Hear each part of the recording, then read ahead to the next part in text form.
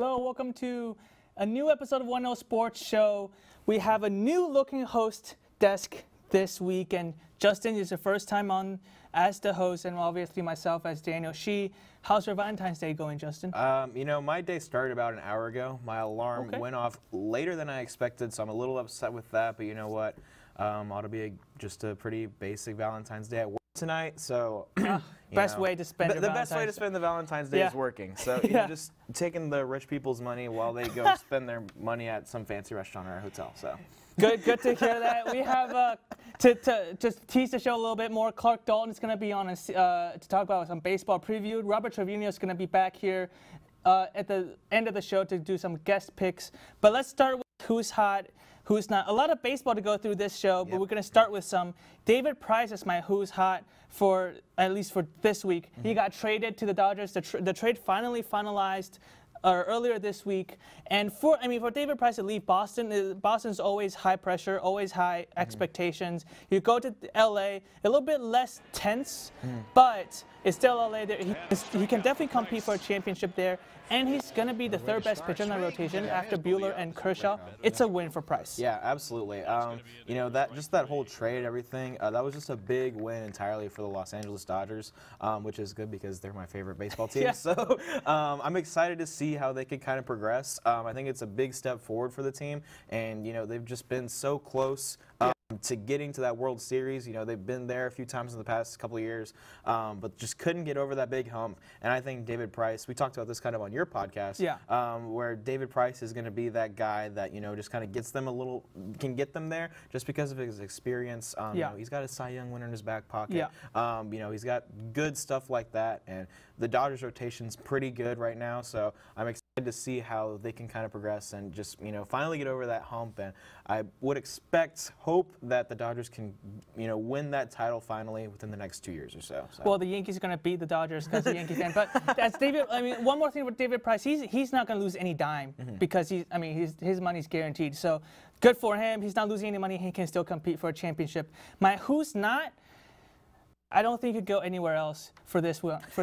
The Astros PR department is a dumpster fire. We have a clip. Do we have a clip for this one? We have a clip of the apologies yesterday. I also will be brief. We had a great team meeting last night, and I want to say that the whole Astros organization and the team feels bad about what happened in 2017. We especially feel remorse for the impact in our fans and the game of baseball. And our team is determined to move forward, to play with intensity, and to bring back a championship.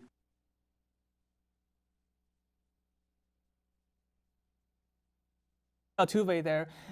Half sincere, to me, very scripted. But the worst thing that was spoken yesterday morning wasn't even by any of the players. It was Jim Crane, when he was asked how legitimate their championship is in 2017. He went out there and said, "We don't think it impacted the game." Well, if it didn't impact the game, why did you do it? Yeah, why are you apologizing if it didn't impact the game? And so you're telling me that the PR firm, whoever they hired, either didn't prepare for that question, which is one of the first questions I'm assuming that came up, or went like, you know what? Say it doesn't impact the game, and that's the best way to do it, to avoid this PR dumpster fire. It's horrible. Honestly, I said this in the group chat yesterday. If the two of us, people in Master Control and people in the studio, applied and was hired by the Astros to this crisis management, we could do a better job in the PR department that's at the Astros right now. So very not. Whenever you pick that as your who's not, I'm kind of upset that I didn't get to pick one ahead of time, because I was like, man, who else can you pick right now? This is just kind of sad to watch overall. You know, one of my favorite things to come out of this is there was a lower third that was used in, I think, either Los Angeles local affiliate, and they said Jose Altuve, Astros cheater. Yeah. And I mean, at that point, might as well just say that, just because they're flat out just, you know, just doing a big cover-up.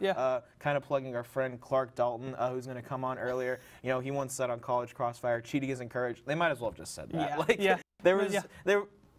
you just could have done a better job handling the situation overall, and they just totally failed at that. Yeah, I just don't know what they're thinking. Maybe there's something in there that I don't understand, but obviously Twitter's not buying whatever they're selling.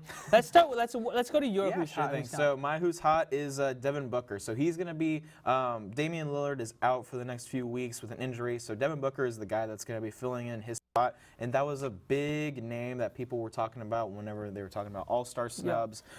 So personally, I'm excited to see him take on that role. He's going to be filling in, I believe, for the three-point contest as well for Damian Lillard. So, you know, the Phoenix Suns are having quite a unique season because in the past, you know, 5-10 years or so, they've just been that low, bottom-of-the-barrel Western Conference team. And now they're kind of competing on a level that we as fans haven't seen in the past. So it's exciting to see a guy like Devin Booker be in the All-Star game and, you know, just kind of, you know, bring things to a different level and kind of, you know, not bring in the typical guys that you always see. Damian Lillard's kind of like a known all-star, and that's what he said in his press conference whenever he was asked about, you know, are you bummed about the whole situation? He said, you know, there's going to be more opportunities to do this in the future. Devin Booker, you know, he's in his first few years of the season. It's good to kind of get him those reps and stuff like that. Yeah, I think for Devin Booker, it's definitely excited for Phoenix. I'm pretty sure Devin Booker has been in the All-Star game. I'm not sure. Don't quote me on that. He's been in it, but it's not like, you know. Yeah, recent. and for for Phoenix to be somewhat more competitive for the first time since Steve Nash and Stoudemire down there, it's what 15, 17 years ago. Exciting time for Phoenix. Yeah, definitely. My who's not for the week is, you know, we're gonna get more into them later. Is the Dallas Renegades, and it's just simply because they open up their season against the St. Louis Battlehawks and they lose. Classic Dallas team fashion, losing to a St. Louis team. I believe that, I included in the video right here the only two things that could come to mind: 2011 World Series, where you know, classic. Classic. Texas or Dallas losing to St. Louis, and then of course you have last year's St. Louis Blues beating the Dallas Stars to go on to the NHL champion or the Stanley Cup. So I couldn't have thought of a better way for a Dallas team to start off their season than losing to a St. Louis team.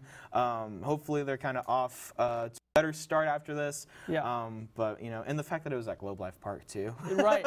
I'm pretty sure Josh in the Master Control is not too thrilled about that. I purposely picked that one with mine with Josh Martella in mind. So I know you're watching right there, buddy. And sorry, I just had to pick them. I just thought it was hilarious that they had to start off their entire, you know, team, basically, their franchise, with a loss to a St. Louis team. And I don't know if it's, again, probably by coincidence, but if they had planned this, like putting Dallas and St. Louis together, what a great job by the XFL. Doing a lot better than whatever the Astros PR department has been doing. Definitely.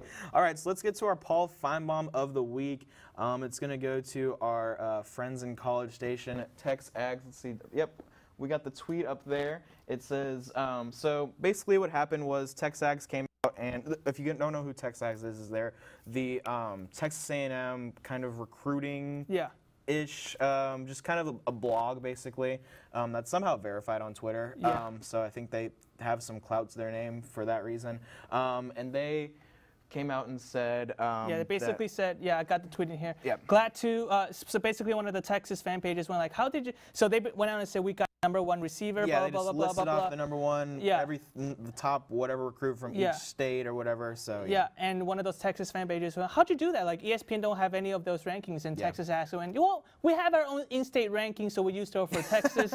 We don't do a national ranking, so we use the 24/7 in terms of out-of-state, but we do our own in-state ranking, which is probably not the most impartial thing to do when you go out there and go like, hey, we got a #1 country, we got the #1 positions in our state based on our ranking. So we're totally not biased here, and we're not going to we're not the same. We're like, you know, we'll definitely have a lot more #1s than the 247 and ESPN, even though they are probably more impartial. But again, we're using our us as an A&M fan page or whatever, fan blog. We're using our own ranking to judge the A&M ranking class. So obviously we are not. One of my favorite Twitter accounts is Evil Mopac. If you don't follow them already. Good one. They posted it simple. It was just a picture of Spider-Man holding up a page that said, you should have left this in the drafts. I don't know how you would. I would have just not responded. that point. Whenever you have all these like various fan accounts, you know, just tweeting at you saying how are you coming up with these numbers? And then they basically just said we made them up. Yeah. So maybe if the Astros PR team is hiring, look no further than the Texas A&M the blog. One thing I would like to also add in there too. There's another account. Tom the Herman that I'm a big fan of. Right. Good one too. He responded to it, said, I use my own rankings to you guys. There's nothing wrong with that. I am the #1 winningest coach, #1 tallest, #1 recruiter, #1 top paid, just listing a bunch of stuff that apparently he's #1 in. You might, I mean, I'll just come out and say that I guess I'm the #1 quarterback in Texas. I'm the #1 when I know sports host. Yeah, there we go. Sorry, Thomas. Again, in master control. But yeah, that's it for A block. Coming up next, we're doing a lot of more Texas, University of Texas-based recaps coming up in B block, and obviously Clark is going to join us a bit later as well, previewing Major League Baseball season.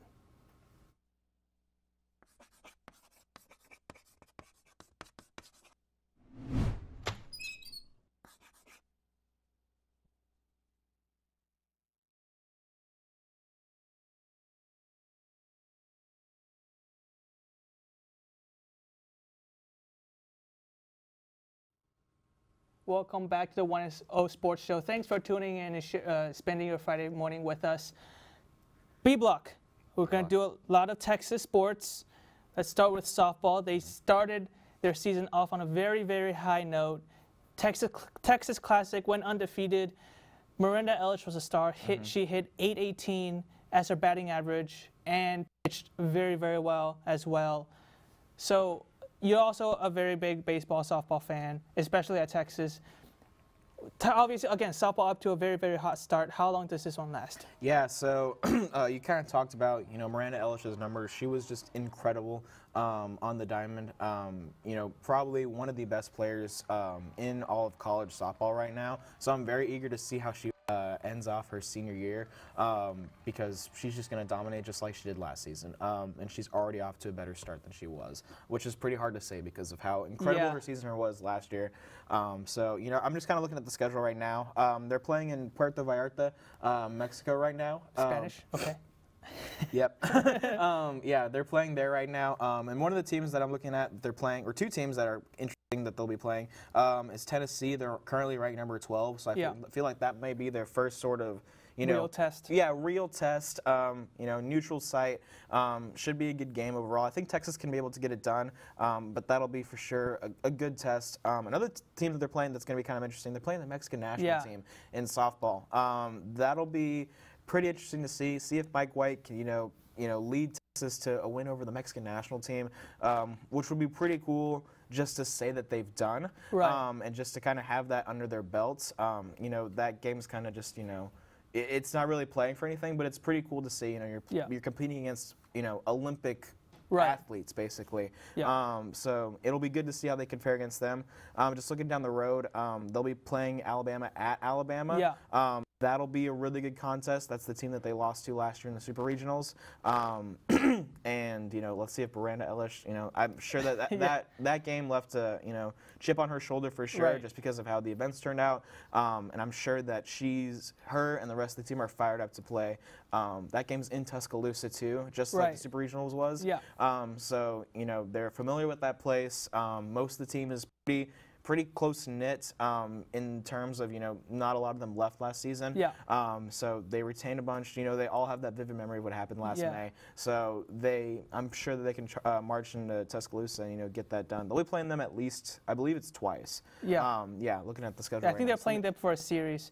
And agree with what you said, especially when Mike White came in last year. He brought in a lot of Oregon transfers who, when they left Oregon, they were sophomores and juniors. And so this year will be, most of them, for a lot of them, will be their last year playing college softball. And again, I agree, Mexican national team, I don't know how much interaction they're going to have with each other, like how much they're talking with the Mexican national team. I'm pretty sure that the national team will be talking to other teams there as well. But it's going to be very important. Like if they get to talk with them and communicate, they're going to get a lot of stuff from from those national team players.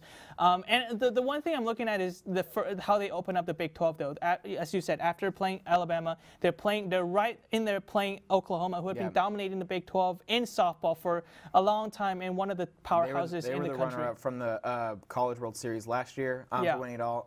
Yeah, interesting note. They're playing the two teams that were in the championship game last year. They're playing UCLA at Los Angeles. That'll be a very interesting game to see. Yeah. You know, it'll be a good road test for sure.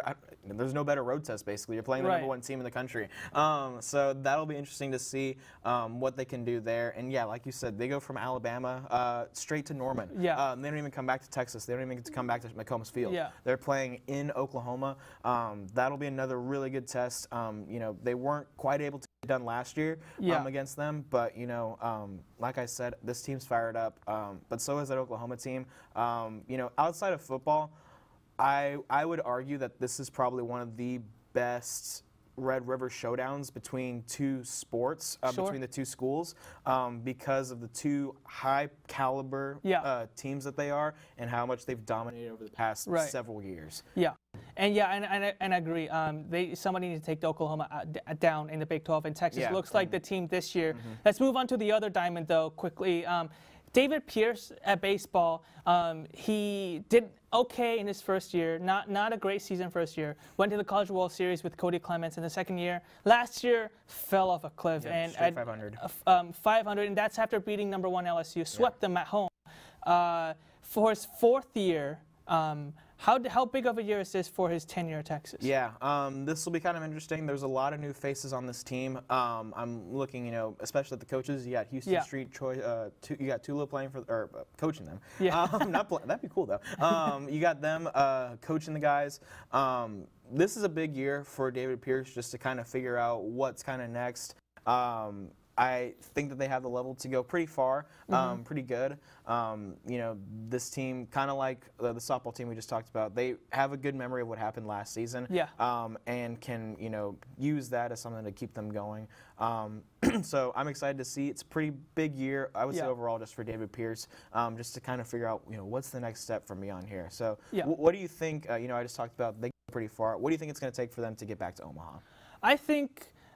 I don't think it's, first of all, I think it's reasonable to expect him to be in the top 16 at the end of the season. You have to, I mean, Big 12 is a pretty decent baseball conference, and if Texas plays as Texas, they're going to be pretty good in the Big 12, and if they can finish in the top 16 nationally and host a regional, the tough part will be to play the super regionals on the road. If they can do that, they're definitely back in. They can host the super regional. They're probably going to be back in Omaha. Remember 2 years ago again with Cody Clements, they got a little bit lucky there with Ole Miss losing to Tennessee Tech in the regionals, and that allowed them to host Tennessee Tech at home. And that again, hosting, especially in baseball, you have a very clear advantage if you're at home to get to hit last. And so for Texas, it's important to at least host a regional. But to go back to David Pierce a bit, I think this year it will look very similar to Tom Herman's year. It's going to be very similar because they did some changes in the coaching staff after a pretty not a good season. And so I don't think Del Conte is only going to give 1 year to this coaching staff, but if they don't do well this year, he'll be on a very hot seat next year. Yeah. You know, final question too, just kind of recapping Texas sports in general. We'll keep this one kind of short too.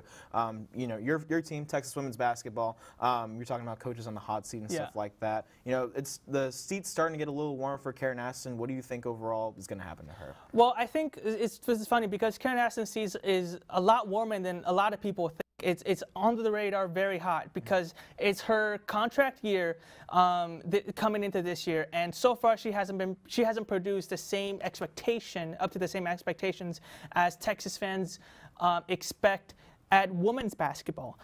And the fact that they have the talent to beat Stanford, but still only scored 40-odd points against Baylor at home, and losing to Iowa State by 18 at home again this Wednesday, puts Karen Aston in a very tough spot. They have to go deep in the NCAA tournament from this point on, or else I don't think Texas will extend her at the end of the season. Yeah, I'll keep it short. Could not agree more. You know, that seat is, I like what you said, that seat's a little hotter than people are thinking. I'm not sure if maybe the end of the season is the right time to make drastic changes such as that, but it's definitely something to consider. You know, kind of similar to, you were just talking about, you know, maybe like a David Pierce, Tom Herman's past, most recent seasons where they're just kind of going it's just kind of a mediocre season. Yeah. So when we come back, we'll be in the locker room with Clark Dalton. Don't go anywhere. This is the Want to Know Sports Show.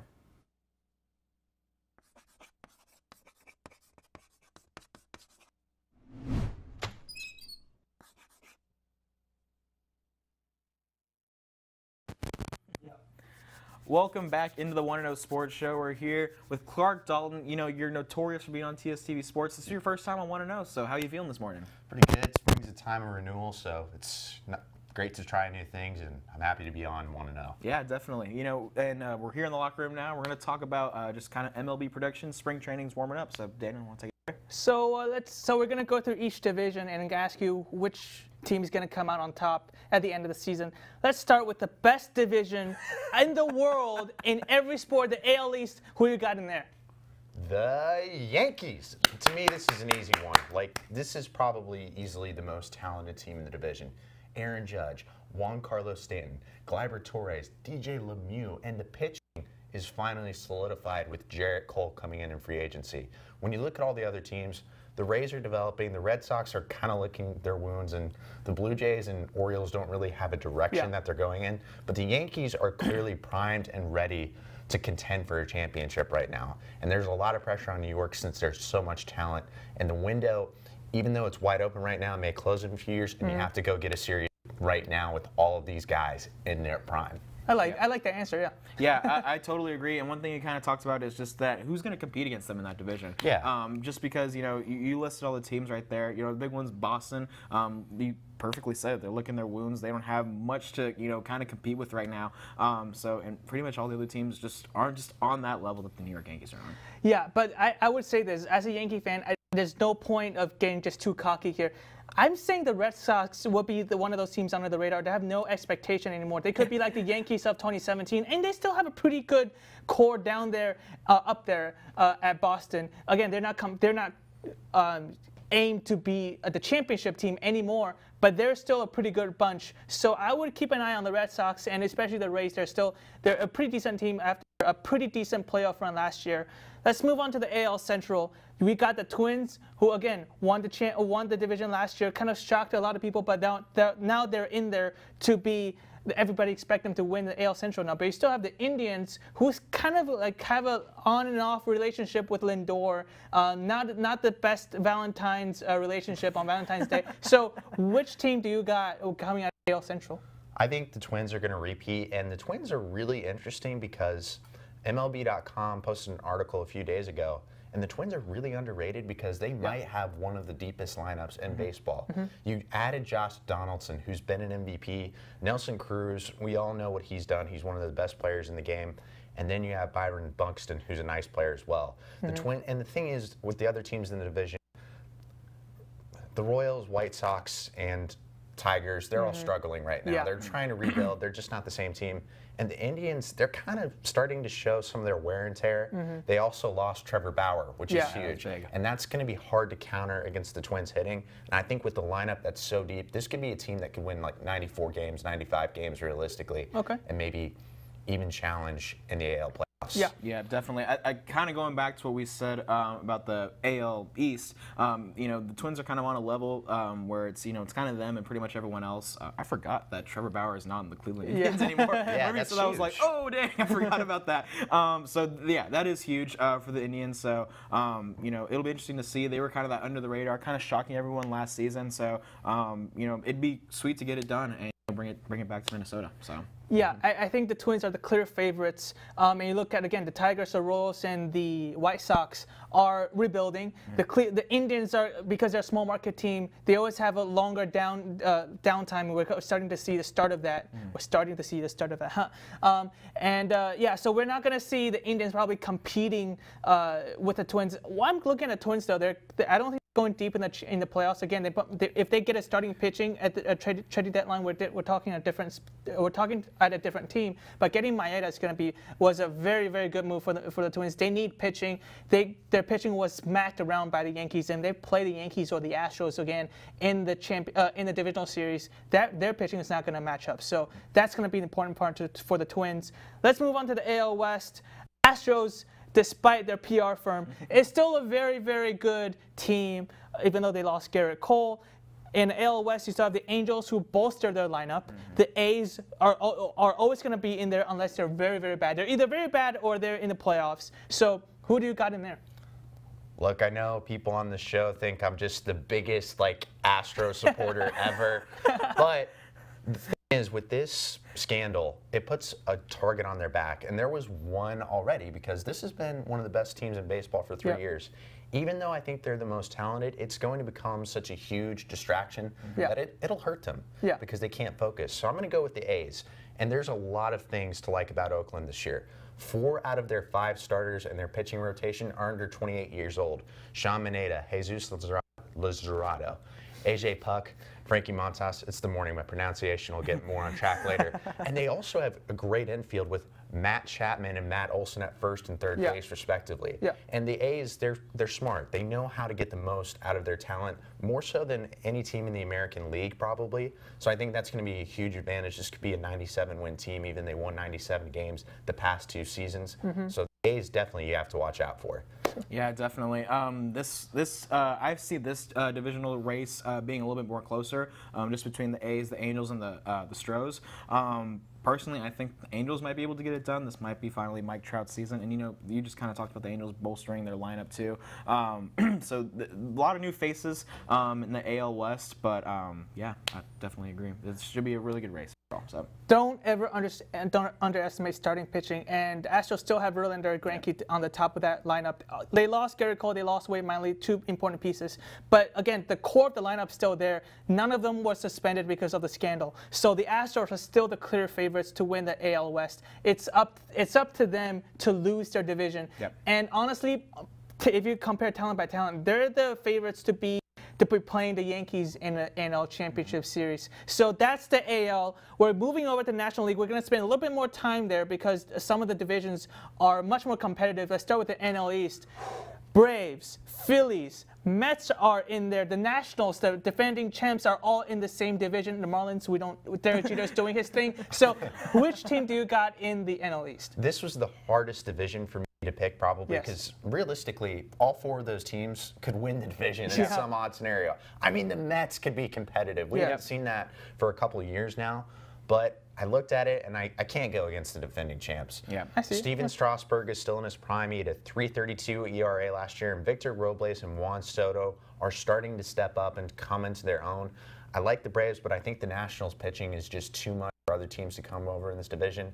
And Philadelphia, the Bryce Harper experiment, it didn't really work last year, not to be mean or anything, but that's just a matter of fact. So I think the Nationals will be NL East champions. Yeah, the Phillies have some time to get clicking. They have Bryce Harper for the next decade or so. So they got some time to kind of get back on track. But I agree, it's definitely hard to pick against the Nationals. The Mets are super competitive with Pete Alonso is going to be pretty much the face of that franchise now. I'm eager to see what he can do. And yeah, the Phillies have some time to rebuild, but like I said, it's going to be pretty hard to pick against the Nationals. They kept most of their guys. They're hungry for more and just bring that title back to the Capitol. The one thing I worry about the Nationals is the World Series hangover. I think they're going to be in there, but again, Juan Soto is very young. He might be in the hangover. Howie Kendrick, an important piece in the playoff last year. He's a year older, so I'm going to go. Y'all don't think the Phillies are not going to do well? I think the Phillies are going to do very well because Kepler did a doubtful job at the Phillies in the last 2 years, and they brought in Joe Girardi, again, one of my guys. He was at the Yankees for a decade, and he also brought in Didi Gregorius, who's going to be an important piece to help Girardi bring in some of his philosophies. Bryce Harper, again, like you said, not a great first year, but again, it's Philadelphia. It's one of the toughest places to play, and he's on a $330 million contract. So first year, a little bit of a down year. That's expected. So I expect him to bounce back, and they still have a pretty decent rotation to compete in the NL East. So the Phillies will be the one team that I will look out for. Let's go into the NL Central. None of the teams in the NL Central are the favorites to be in the NLCS. Yeah. But it's very competitive. The Cubs took a little bit step back. The Cardinals, the way they play the NLCS doesn't tell you they shouldn't have been there last year. The Reds made a lot of big moves in the offseason, and the Brewers are still very competitive. Who do you got there? This is probably the sneakiest division in baseball, just because all of these teams, they're not really there's not like a true superstar on these teams, so that kind of makes them dangerous. That being said, though, I'm going to go with the St. Louis Cardinals just because they're so well run. They have one of the best shortstop, second base combinations in Paul DeJean and Colton Wong, who could have won the Golden Glove last year. Jack Flaherty, he's coming into his own as a starting pitcher. He only allowed 10 runs in nearly 100 innings, and the Cardinals, they're well established. They make the playoffs often. And even though the Reds, they are going to challenge them, there's just not as much experience and chemistry. Yeah. Yeah. You kind of put it best. They're just kind of like that middle, division, but that division's always super competitive. Usually one of the last divisions that's totally filled out, and that we know who's going to the playoffs and such. Personally, I got the Brewers. I think if Christian Yelich can stay healthy, this will be the team that can kind of get things done for the NL Central. But we probably won't know who the team is going to the playoffs in the NL Central. I would say within maybe 4 days from the end of the season. So yeah, like I said, if before the show, if teams are being judged by how many times they make the playoffs, the Cardinals will be what we call the Patriots because they're always there. No matter if they're good or bad, they're always in. So the Cardinals is the one team that you need to keep your eye on. Let's quickly move on to the NL West. Not obviously the Dodgers are the most talented team in the division, but let's focus on which team do you think can grab a wild card? Maybe the second wild card in the NL West because we all know the Dodgers are going to win it. I kind of put you on the spot there because that's not the question we came up with. I have the Dodgers winning the division.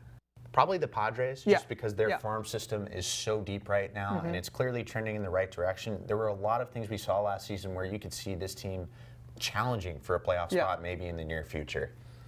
Yeah, you kind of put me on the spot there too with that question. I'm going to agree with Clark right there. The San Diego's got it going on with who they got coming up. Super eager to see that wheels kind of starting to turn for them. Probably won't be competing really well and for another 2, 3, maybe 4 years. But the gear's starting to grind for sure. But it's also kind of going back to the original question. It's hard to pick against the Dodgers for the NL West. Yeah, so. Yeah. I don't think there's a doubt on who's going to win that division. But you look at the Giants, who a couple of big bad contracts a couple of years ago. Diamondbacks are trying to rebuild. The Padres again with Machado, but they're just starting. And you look at the Rockies, they're trying to trade away Arenado, so they're not going to be competing. Well, the front office don't expect to be competing. So that's the NL West and the entire league. Coming up next, we're going to do what's trending in the Twitter world and in the sports world. And also Robert Trevino is going to be on the show to give us some of his picks.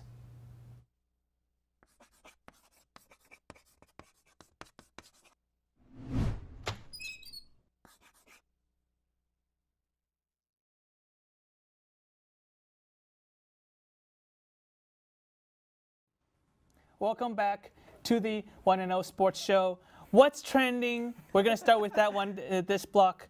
What's the first trending topic? Yeah, sure thing. So, Texas got a bunch of new coaches added to their, their lineup of people to coach the team. Yeah.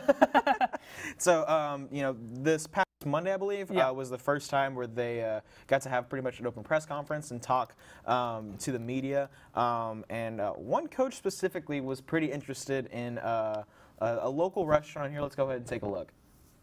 Whataburger in my veins, baby. Breakfast and after 11:30, taquitos are always the number one thing to go with. But I love it. But besides that, you can get the Texas double avocado bacon burger, which is really good. The chicken strips with the gravy, double toast, which is really good as well too. It's an avid Whataburger guy, but love Club Dove. Pump the roof. I see in the back. I see. and it matches the colors. All right. So there's two things you do have in the state of Texas. You got Whataburger and UT football. And that's one of the newest coaches, Jay Vitale at Texas. Again, not going to disagree. Their patty melt's pretty good. Hey, man, that's my favorite restaurant. So I'm glad that, if that's what's recruiting people to come to Texas, by all means, I am for Whataburger being the closest thing to burnt orange known around this state. And honestly, it's they have the best patty melt out there. So, hey. But we're not getting paid by Whataburger. So let's move on. So it's under the radar. The Asian Senior Games. We have a clip. This is not this is not the same race that I'm talking about, but just look at how fast these guys are going. Like, these are like 50, 60, 70-year-old athletes running the 100-meter. This is not this is not the same race that I'm talking about right here, but Pingren Wang from Taoyuan City in Taipei, he was at the Asian Senior Games, Asian Cup Senior Games, I think that's what it's called, and he ran at 13.67 seconds at the 100-meter dash. That's only what, like 3 seconds more than Usain Bolt on a regular basis. 3 or 4 seconds. And he's in the minimum of 70-year-old category. So I mean, I don't know how fast you run, Justin. I'm pretty sure it takes me about 25 seconds. Yeah. So yeah, it's pretty great accomplishment. Yeah, definitely. I enjoy. You were the one that brought this up. You were like, well, what can we do for what's trending? You brought this up. I was like, oh, there's nothing better than just a bunch of old people running. So you know, I've heard of competitions like this. That's kind of my first time watching a 100-meter race. And the fact that he was running, you know, within that time frame. Yeah. I can't do that at my prime. So. No, we're probably in our prime. We can't do that. So congratulations. He also won the 100-meter dash, and he broke the national team record at Taiwan. So that's incredible. Congratulations. Let's move on to the motorsports. Formula One. It's exciting time for Formula One because the liveries, or what we call here the car paint, is out. Haas, Ferrari, McLaren, Mercedes, and Red Bull have to release their paints for the car. That's about only half the league. So Alfa Romeo also came out earlier today, but it's a Valentine's Day special. We don't have that up here because it won't be a regular for the season. A lot of these painting, though, it's very similar to last year. So that's probably why they came out early, because they're like, we didn't put too much work into designing the new paint. But I want to ask, what out of the 5 that we just showed, which one's your favorite? That's hard to pick. Those are some pretty sick, you know, that paint on there. That's going to be really exciting. Excited to see that at the Circuit of the Americas come October. It's hard to pick against Ferrari, man. Just that Ferrari red. It's just a classic color. But you know, the Red Bull team looked pretty cool. I think on the side it said that was that McLaren sponsored on the side of the Red Bull car? No, I don't think so. Or is because it just like a sticker or something like that? Okay. I'm not too well knowledge in Formula One, but you know, that was. All of those were just awesome to look at, and like I said, I'm super excited to see them come to the Circuit of the Americas here in Austin in a couple months. So. Yeah, and it's always nice to see the Ferrari red. These couple past years, they went to the matte red, then the shiny red, which has always been iconic. It's a little bit disappointing, but again, there's nothing wrong with trying something new. And they're probably, if nobody likes it, they're gonna switch it back next year. So exciting time for Formula One. This new season's about to start, so tune in for that one. Speaking of new seasons. Speaking of new seasons, the XFL continued the football season, and we're gonna go with the top. That's gonna be our top 3 of the week. Let's see the top 3 plays. Number 3, Jordan Ta'amu passes it to Alonso Russell for 29 yards. That's good enough for a first down. Look at the pass. It was so accurate. It went over Josh Hawkins, the cornerback, and that was an amazing throw. Number 2. You don't see that often anymore. Stanley Mapunga, I think I'm announcing his name right. He lays it down. He lays the wood down. You don't see that in college and NFL anymore. And Cardale Jones is back. You only see this in the XFL because of a double forward pass behind the line of scrimmage, but he finds his tight end, Carl Lee, very, very accurately.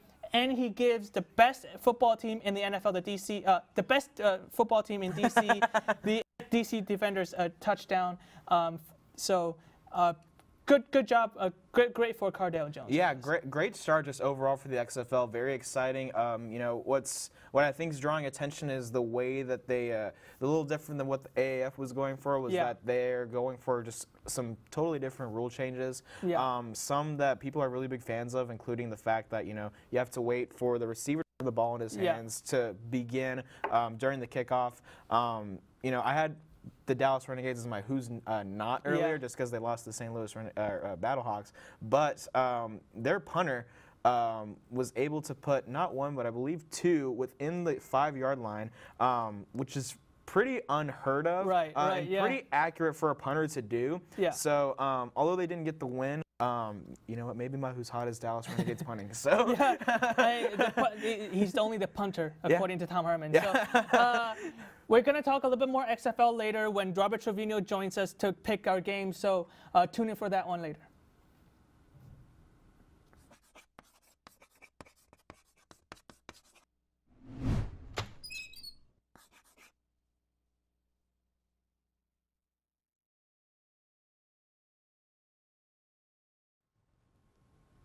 Welcome back to the 1-0 Sports Show.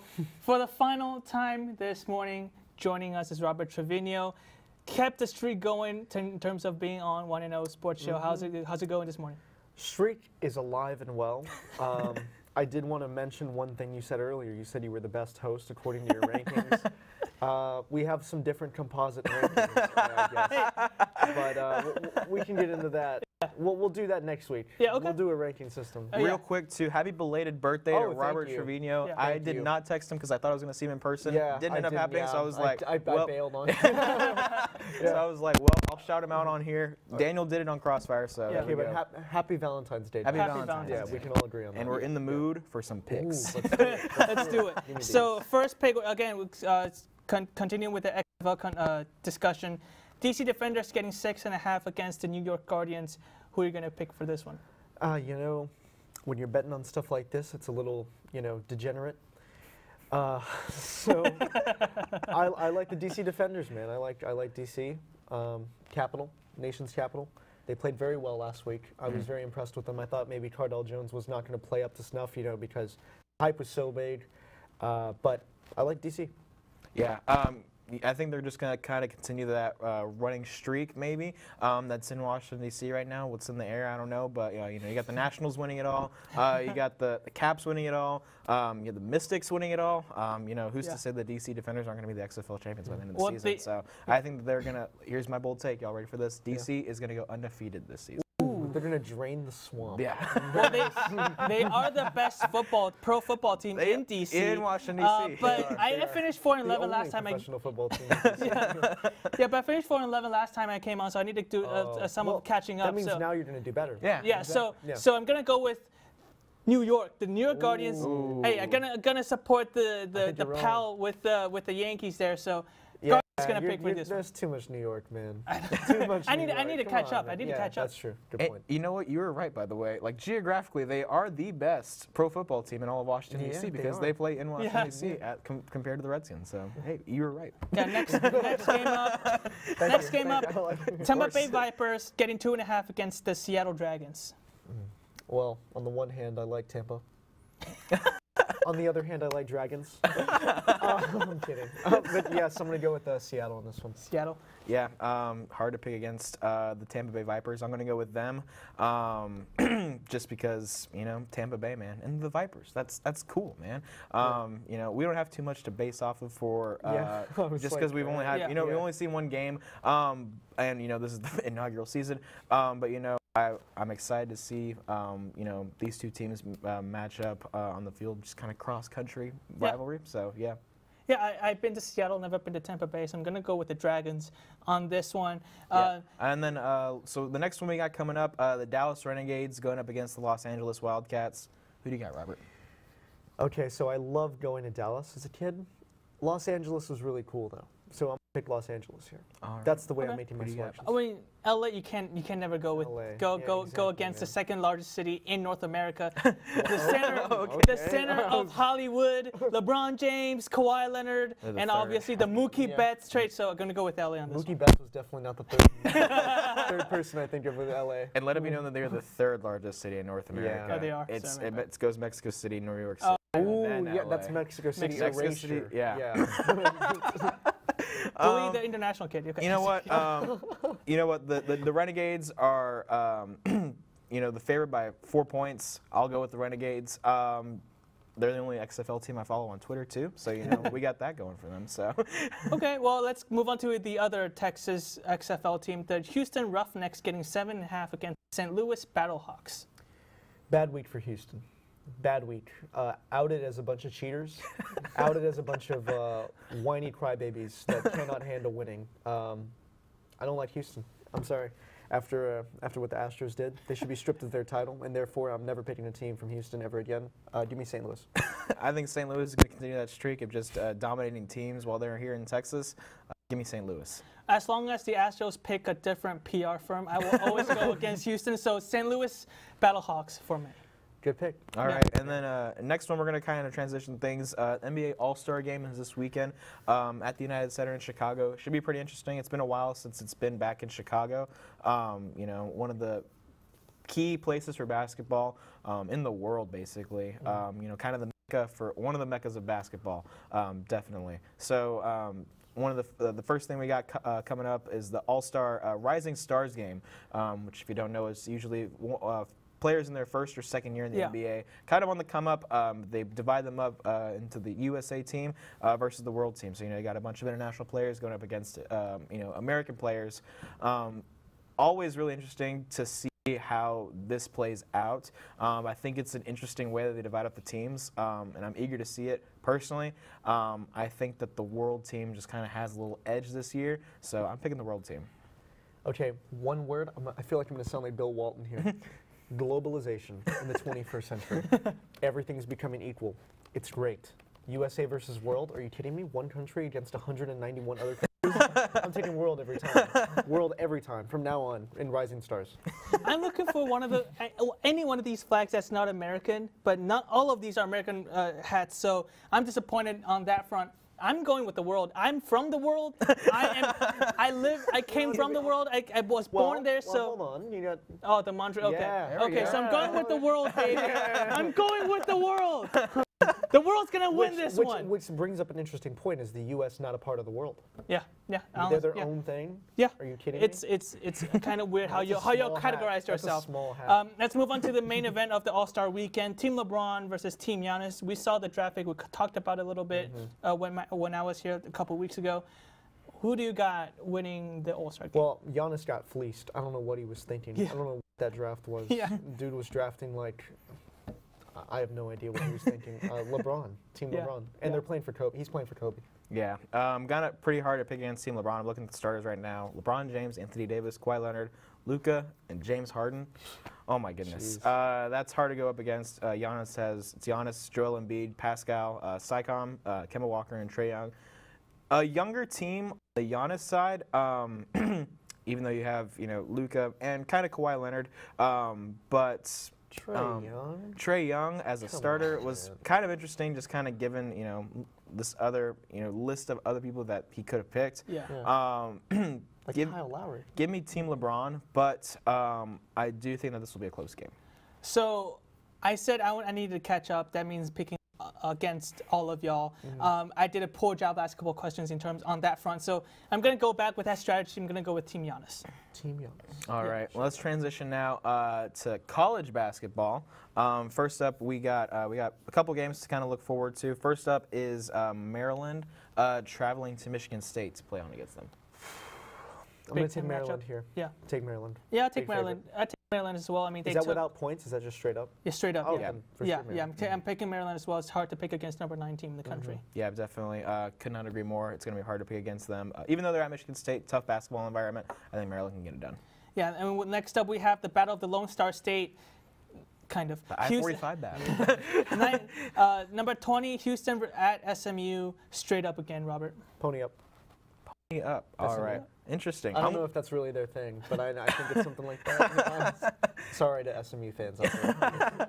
Give me U of H. You know, they're number 20 in the country for a reason. I think that they can get it done. Even though this game is in Dallas, should be a good game, but give me U of H. Shane Boucher has changed that. I'm kidding. Yeah, I'm still going to pick SMU. I think they're the Mustangs. Mustangs up. They are, yeah. Mustangs up. Mustangs are quick. So. Yeah, hey, you know what? And clearly back in the 80s. They are. There we go. All right, let's transition now. Big 12, you got number 1 Baylor up against number 14 West Virginia. Two of the best, if not the best, Big 12 men's basketball teams going up against each other. Yeah. So. Yeah, West Virginia took it to Texas. Baylor took it to Texas, not quite as much. I still like Baylor in this one. I think they really have that fire. I think they could really contend for a title potentially. I'm going Baylor. I always wonder how West Virginia, like, I'm not sure, is this game at West Virginia? I think this game is at Waco. In Waco. Yeah, so West Virginia always have to travel a lot, and they're also playing the #1 team in the country. Yeah. So that's going to be tough. I'm going with Baylor. You and I have been there before at the Farrell Center. I always say I haven't been to many Big 12 stadiums or arenas, but that environment is very hostile and terrifying. So give me the Baylor Bears in this one. I think that they can get it done up against West Virginia.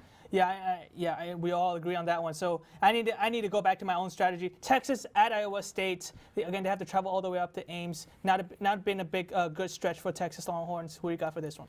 Oh, it's been a great time to bet against Texas basketball. Oh man. Yeah. Texas not doing so well recently. I think this is a really good opportunity for them to right the ship, though. I think they do make a switch. I like Texas here, surprisingly. Yeah, this will be an interesting game just because these teams just recently matched up. The game's tomorrow afternoon, so they have a little bit of time to just kind of kick it back once they're done. So maybe not as strenuous of a trip as you think it is, just because they have a little bit more time than you think they do. But I think that the way that Texas basketball is going right now, it's not the best route. I think what you said is true. If they want to right the ship, now's a good time to start it. Just a good solid road win.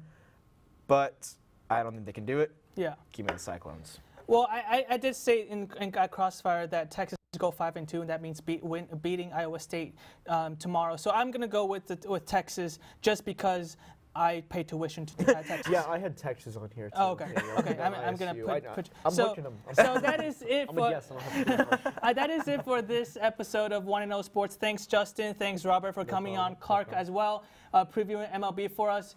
And that thing. Don't forget to tune in College Press Box at 9:30 on Monday, and obviously Crossfire at 9 p.m. on Wednesday. For all of us here in the studio and Master Control, I'm Daniel Shih, Justin Morris, Robert Trevino. Have a good weekend.